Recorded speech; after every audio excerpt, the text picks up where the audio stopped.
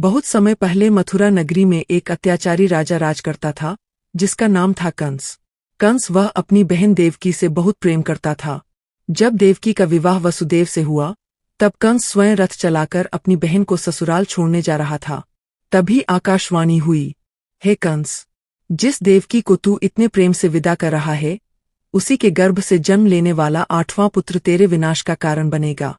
यह सुनते ही कंस भयभीत हो गया। उसका प्रेम क्रोध में बदल गया। वह उसी समय देवकी को मारने लगा, लेकिन वसुदेव ने हाथ जोड़कर कहा, राजन, आप देवकी को मत मारिए। हम अपनी हर संतान आपको सौंप देंगे। कंस ने उनकी बात मान ली, लेकिन उन्हें कारागार में बंद कर दिया। समय बीतता गया।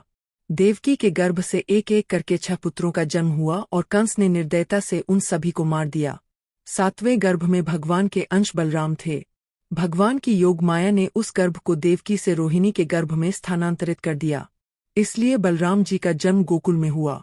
इसके बाद समय आया 8वें गर्भ का।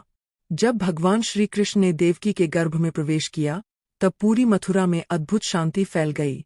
देवकी के चेहरे पर दिव्य तेज दिखाई देने लगा। कारागार प्रकाश से भर उठा। देवता आकाश से पुष्प वर्षा करने लगे। भाद्रपद मास की अष्टमी तिथि और रोहिणी नक्षत्र की आधी रात को भगवान श्री कृष्ण ने जन्म लिया। उनके जन्म लेते ही कारागार के सारे बंधन टूट गए। पहरेदार गहरी नींद में सो गए और जेल के दरवाजे अपने आप खुल गए। भगवान ने वसुदेव को आदेश दिया, मुझे गोकुल में नंद बाबा और यशोदा के घर ले जाइए और वहां जन्मी कन्या को यहाँ ले आइए।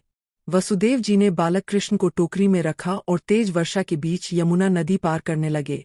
तभी शेषनाग ने अपने फनों से भगवान कृष्ण की रक्षा की। यमुना नदी ने भी मार्ग दे दिया। गोकुल पहुंचकर वसुदेव जी ने बालक कृष्ण को यशोदा माता के पास सुला दिया और वहां की कन्या को लेकर वापस कारागार लौट आए। जब कंस को पता चला कि 8वीं संतान जन्म ले चुकी है, तो वह तुरंत कारागार पहुंचा। उसने उस कन्या को मारने की कोशिश की, लेकिन वह कन्या आकाश में प्रकट होकर देवी का रूप धारण कर बोली, अरे मूर्ख कंस, तेरा काल जन्म ले चुका है। वह गोकुल में सुरक्षित है। यह सुनकर कंस भय से कांप उठा। इसी प्रकार भगवान श्री कृष्ण का दिव्य गर्भधारण और जन्म हुआ। यह कथा हमें सिखाती है कि जब अधर्म बढ़ता है, तब भगवान स्वयं धरती पर अवतार लेकर धर्म की रक्षा करते हैं।